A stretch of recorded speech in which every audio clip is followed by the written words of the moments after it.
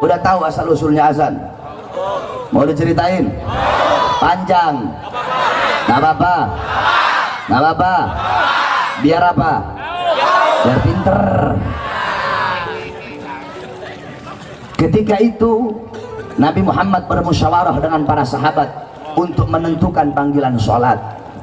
Ada sahabat yang usul, ini saya singkat-singkat. Ya Rasulullah, bagaimana kalau panggilan sholat itu kita naikin bendera? Rasulullah nggak setuju. Bagaimana kalau pakai api? Kata Rasulullah, itu kayak orang Majusi. Bagaimana kalau pakai lonceng? Kata Rasulullah, itu kayak orang Nasrani. Bagaimana kalau pakai trompet? Itu kayak orang Yahudi. Tiba-tiba Abdullah bin Zaid berkata, ya Rasulullah, semalam aku bermimpi ada orang yang berkata, Allahu Akbar, Allahu Akbar, Allahu Akbar, Allahu Akbar, asyhadu an la ilaha illallah, asyhadu an la ilaha illallah, asyhadu anna Muhammadar Rasulullah, asyhadu anna Muhammadar Rasulullah, hayya 'alas salah, hayya 'alas salah, hayya 'alal falah, hayya 'alal falah, Allahu Akbar, Allahu Akbar, la ilaha illallah. Nabi pun menyetujui itu sebagai panggilan sholat, sebagai tanda waktu masuk sholat, sebagai panggilan orang-orang yang masih berdagang agar menutup dagangannya, yang punya toko agar menutup tokonya, untuk bersegera kembali kepada Allah Subhanahu wa ta'ala. Adapun iqamat, kalau iqamat itu adalah waktu tanda akan segera dilaksanakannya sholat. Nah, Nabi punya dua muazzin. Yang pertama Bilal ibn Rabah, yang kedua siapa? Ada yang tahu nggak? Siapa? Abdurrahman Nana, nama Mahrus. Yang kedua Ibn Ummi Maktum. Ya, Ibn Ummi Maktum. Nabi punya muazzin dua, subuh, duhur. Ya, subuh, duhur biasanya Bilal. Asar, subuh, duhur, asar Bilal. Maghrib, isya biasanya Ibn Ummi Maktum. Kalau nggak salah begini, kalau nggak salah kembali. Kalau yang benar, kalau nggak salah itu tadi subuh Bilal sampai asar, Ibn Ummi Maktum, maghrib, isya. Nah, pertanyaannya, kenapa Nabi milih dua sahabat ini? Kalau mau bilang suaranya enak, banyak sahabat yang suaranya enak. Banyak sahabat yang suara enak. Kenapa Nabi pilih Bilal ibn Rabah dan Ibn Ummi Maktum? Karena dua sahabat ini adalah dua sahabat yang paling keras suaranya. Kalau mau bilang enak, banyak sahabat suara yang enak. Jadi maksudnya apa? Agar suaranya kencang, agar terdengar oleh orang, agar terdengar di setiap pelosok-pelosok, agar terdengar di telinga-telinga orang yang tidak mau mendengarkan azan. Dari sekian banyak rumah, Nabi pilih rumah yang paling tinggi. Kenapa rumah yang paling tinggi? Jawab. Rumah pendek, tempat kalau pendek sama tempat tinggi, yang lebih kenceng suaranya tempat yang mana? Yang mana? Yang mana? Berarti Nabi memerintahkan itu tanda bahwasanya azan harus kenceng atau pelan?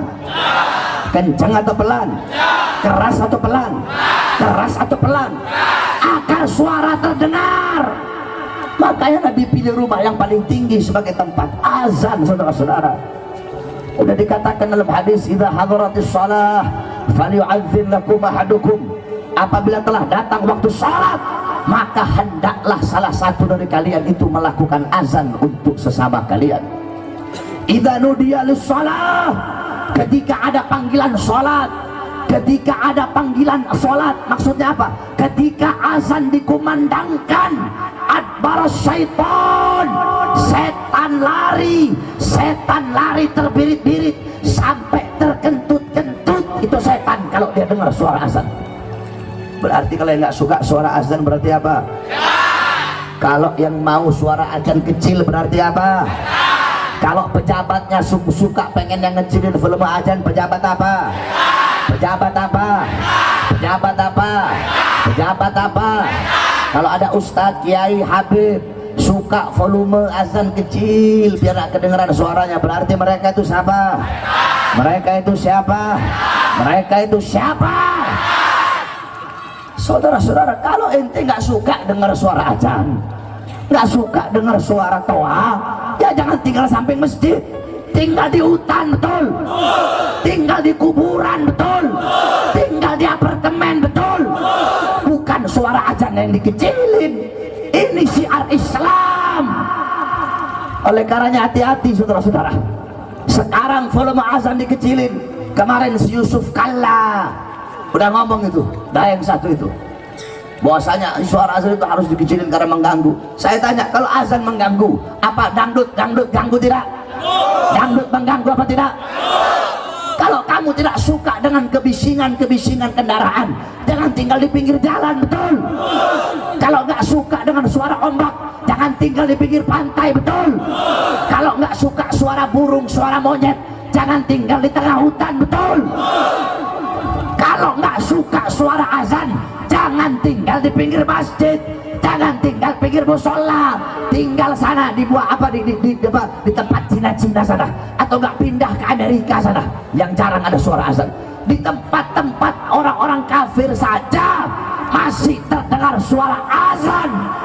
Ini Indonesia, negara yang mayoritas Islam, kok azan mau dilarang, kok suara azan mau dikecilin. Kami para pemuda-pemudi Islam tidak akan pernah kami biarkan pemerintah mengecilkan volume azan. Sekarang dikecilin, besok toanya dicopot, besok toa dicopot, besok masjidnya ditutup. Oleh karenanya kami bersumpah demi Allah, kalau sampai suara azan akan dikecilkan oleh pemerintah atau toa akan dilarang, maka panggilan hayya 'alas shalat akan kami ganti hayya 'alal jihad, berperang di jalan Allah. Saya tanya, kalau sampai azan dilarang, siap perang? Siap perang? Kamu lihat saja nanti. Kalau memang betul azan dilarang, ya Allah, saya ini orang, kalau ngomong saudara-saudara, saya orang yang tidak takut dengan siapapun kecuali Allah dan orang-orang yang takut kepada Allah. Saya takut sama Allah dan saya takut kepada orang-orang yang takut kepada Allah Subhanahu wa Ta'ala. Oleh karenanya saya sampaikan kepada kamu semua, kalau sampai besok-besok azan dikecilin, besok-besok azan dilarang, tapi Allah, saya yang akan pimpin perangnya, saudara-saudara. Siap berperang.